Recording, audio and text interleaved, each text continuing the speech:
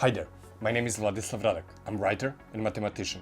And maybe that's one of the reasons why a couple of my friends called me around March 2018 asking should they delete their Facebook accounts. I asked them why, and they told me they read something about this massive Cambridge Analytica scandal, about this breach of private data done by this company in order to fuel their algorithms, gain political power, and further divide some Western countries. Tonight we're hearing from Cambridge Analytica. This brutal campaign heralded a new era in political warfare. Canadian data firm with strong links to Cambridge Analytica. Data on 50 million user profiles through the social network. Directly target potential American voters. I said to them, no, don't delete your Facebook accounts. It's way too late for that. Even after your breakup with Facebook, there are dozens of other tech companies that are ready to feed on your private data. I said to them, war for our privacy is already lost, but battle for our future as humans just begun. I needed a little bit of science, advice from modern philosophers, and a little bit of science fiction novels sprinkled on the top to convey this message. You want to know what I told them? Let me take you for an adventure.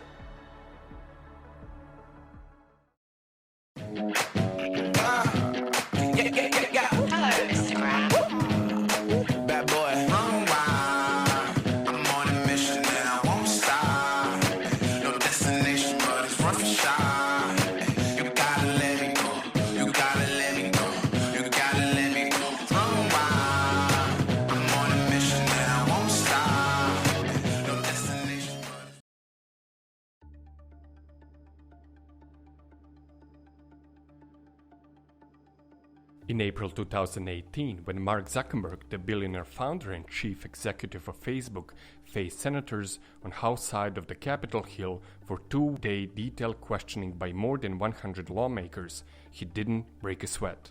It was, by basketball lingo, a serious mismatch in the paint, and posterizing was inevitable. The CEO of biggest social network came well prepared, and for next two halves of the game that lasted for more than 20 hours, he spent explaining to long-standing senators how social network and internet actually work. Then I assume you're willing to give me the right to say, I'm going to go on your platform and you're going to be able to tell a lot about me as a result, but I don't want you to share it with anybody. Mr. Zuckerberg completed his job successfully once again. He protected his empire, for which he stated has no non-competitors, and investors gave him thumbs up on stock exchange the very next morning. The biggest takeaway from the press was following: senators don't understand how Facebook works. And they're not alone. If you have a Facebook profile, chances are you don't understand too. In 2003, the first US sample survey found two alarming facts concerning A. the widespread ignorance amongst the public regarding the fundamental aspects of data flow, and B. the lack of protective steps taken on the part of consumers. According to research of Turo from 2003, this was particularly surprising because the cognitive power of the users remained limited in contrast to advances in the institutional surveillance techniques. This is one of the many reasons why I categorically refuse to call Cambridge Analytica shenanigans a scandal. Alarming findings were published almost a decade and a half ago. In the meantime, digital literacy amongst internet population stagnated, while the research techniques, data collection, and information manipulation became more refined. You see, there is a big knowledge gap between those who create the internet that will live on more and more and us people who use it. Companies like Facebook and Google employ the best of the best from every corner of the world, programmers to make everything run smoothly, to analyze and store everything that we know about you, designers to make it beautiful and engaging, psychologists to keep you scrolling for hours, mathematicians to predict every trend before it even happens. Most of the people on internet still use password 123 as their password, and they don't know how internet works and what the biggest traps of digital era are. The internet is created by scientists for scientists to exchange findings faster, but it's spread through the world like a wildfire, and it's now accessible to every living human being. And who is controlling this new world of digital living? The answer should be the one that Mark Zuckerberg gave senators on numerous occasions. Can you confirm whether or not this is true?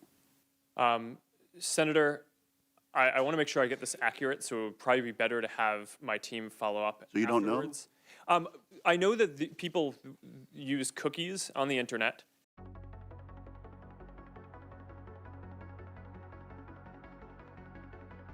A couple of years ago, Vladimir Joller, the professor of University of Novi Sad, and a couple of his colleagues, now working under the project called Sharelab, set their sights on a company that is filling newspaper headlines.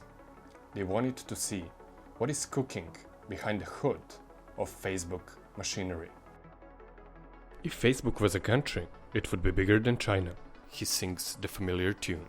Silicon Valley poster company owns some 300 petabytes of data based on our likes, dislikes, emotions, and deepest fears, boasts almost 2 billion users, and racked in nearly 28 billion in revenues in 2016 alone.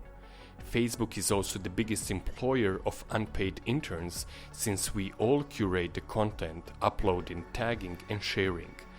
And yet, Mr. Joller argues, we know next to nothing about what goes under the hood, despite the fact that we, as users, are providing most of the fuel for free. In their elaborate multi-stage research on social network giant from 2016, they state, every one of over 1 billion Facebook users, digital workers, work averagely 20 plus minutes per day on liking, commenting, and scrolling through their status updates. There is more than 300 million working hours of free digital labor per day. Look, for years, researchers and scientists are using these sophisticated techniques in order to collect data from Facebook and other social networks and predict human behavior, get some insights on a stock market, measure freedom of press, even get Bitcoin's prices. It was just a matter of time when somebody will turn this into some sort of for-profit weapon. In the meantime, in pretense of searching for a long-lost high school friend, you spend time filling up questionnaires that will answer you which type of a movie star you're most likely to become. Spoiler alert, none with probability of 99.78%. Posting senseless memes and spitting fire in absurd political debates, but before all that, clicking the familiar button, I agree. Not only your clicks and shares count on Facebook, or Facebook Payments, Atlas, Instagram, Onavo, Parse, Moves, Oculus, LiveRail, WhatsApp, and Masquerade, companies owned by Facebook. Digital footprint tentacles reach far beyond summer vacation photos, as shown in Sharelab research. There is data collection from cookies, trackers, mobile phone permissions, data collected by Facebook partners like Axiom and Datalogics, which state their servers process more than 50 trillion data transactions a year. Okay, so most of us actually have no idea how those things work, yet we use them every day. People who create this stuff get better and better every day in making us give out more and more of our data. Yet we need to work for them to create the content and to make the machine running for free. And we think that nothing is going to go wrong.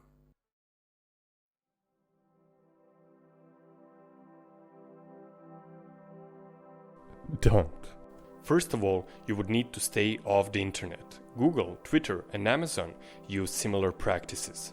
Some individual studies state that it's a very tedious job, and paper maps are not as practical as your father said they were on his bachelor trip to Lisbon. Technology plays an incremental role in our lives, and there's no way of denying it or ignoring it. I went through dozens of different novels of science fiction, history, and beyond.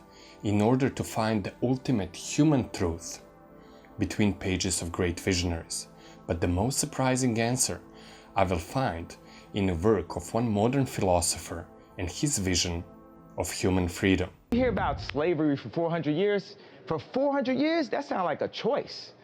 Not that one, I'm talking about Erich Fromm. In his seminal work from 1941, German-born psychoanalyst and philosopher Erich Fromm in The Escape from Freedom observes an additional psychological tendency for people to avoid freedom actively. Tyrants are welcomed by the meek. Freedom, after all, brings with its terrifying awareness of responsibility and complicity that rattles the consequence and brings anxiety. To escape this anxiety, most would rather cling to apparent lies and shun those who speak freely. In his work, he states that one of the free ways of escaping freedom is conformity. This process is seen when people unconsciously incorporate the normative beliefs of thought process of their society and experience them as their own. This allows them to avoid genuine free thinking, which is likely to provoke anxiety. This is why most of us use Facebook. It's easier to share the post about racism than going out and helping the neighbor. It is easier to write about plastic pollution than joining a local recycling and cleaning community and putting ours in. It is easier to type at the people who we disagree with than inviting them for a coffee. Facebook and the other social networks allow us to escape our freedom to take action. We don't need to take responsibility because we can share a viral video of dolphins killed by plastic bottles. You see, this is the reason why I think you shouldn't delete your Facebook profile. You should use it as a warning signal. Every time when you're on Facebook, you should be aware that you're not living the life of opportunities and that you're giving your freedom away. Every time when you post a picture from a great trip, it means that you're in front of the screen, not in front of a great waterfall or in the middle of the jungle. Every time when you share something, that means that you're not really creating your own beliefs. You're just recycling somebody else's thoughts. Every time when you post a picture from a great party, that means that that party is not that great. Every time when you chat with your friends, it means that you're not really with them. Ray Bradbury's celebrated dystopian novel Fahrenheit 451, written in 1953, is gaining popularity again in preparation for its first movie adaptation. In this totalitarian sci-fi world, everyone has rooms styled by TV screens and everyone watches TV all the time. They burn books as per usual in societies like that, but one anarchist collects the books and, surprise to main protagonist, has a small TV hidden behind a picture frame. I like to keep it small, the book collector clarifies.